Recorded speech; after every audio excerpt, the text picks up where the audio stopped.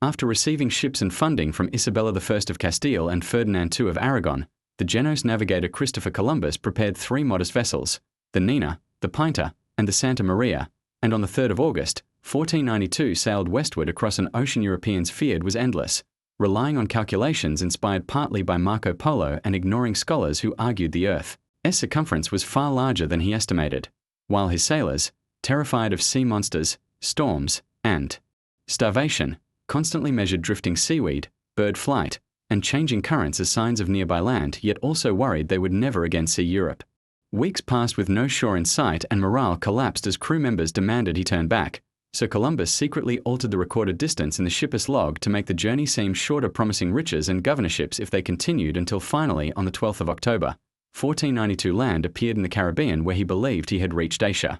Though in reality he had arrived at islands inhabited by the Taino people whose world had been isolated since the flooding of the BeringStrait thousands of years earlier. Columbus called the inhabitants Indians, thinking he was near India, established small settlements, collected gold ornaments, and reported back to Spain that vast wealth and easy conversion to Christianity awaited, prompting multiple return voyages that brought priests, soldiers, horses, and diseases like smallpox which devastated indigenous populations who had no immunity, marking the beginning of a dramatic demographic collapse across the Americas. News of these discoveries spread across Europe, sparking intense rivalry between Spain and Portugal that resulted in the Treaty of Tordesillas dividing newly discovered lands between them.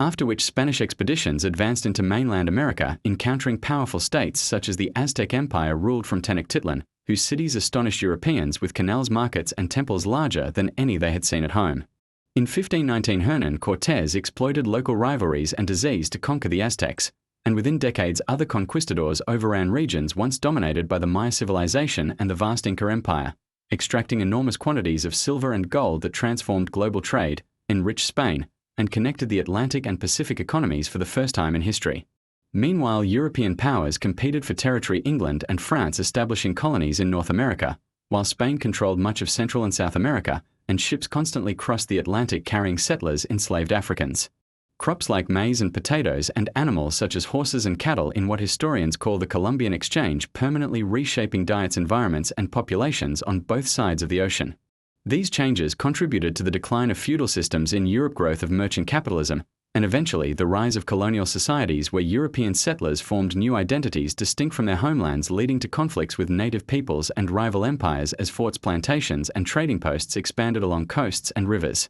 Over time, colonial tensions grew into revolutions, most notably the American Revolution in the late 18th century, which created a new republic founded on Enlightenment ideals yet also marked by contradictions such as slavery and displacement of indigenous nations, setting the stage for westward expansion across the continent through exploration, treaties, and wars. During the 19th and 20th centuries, this expanding nation industrialized rapidly attracted immigrants from around the world, fought civil war, participated in global conflicts, and emerged after World War II as a dominant economic and military power influencing international politics, culture, and technology across the planet. Thus, a journey that began with prehistoric hunters crossing icy land, continued with accidental encounters, conquest, migration, and revolution, ultimately produced a modern superpower whose history links ancient migrations, medieval trade routes, and global exploration into one continuous human story still unfolding today.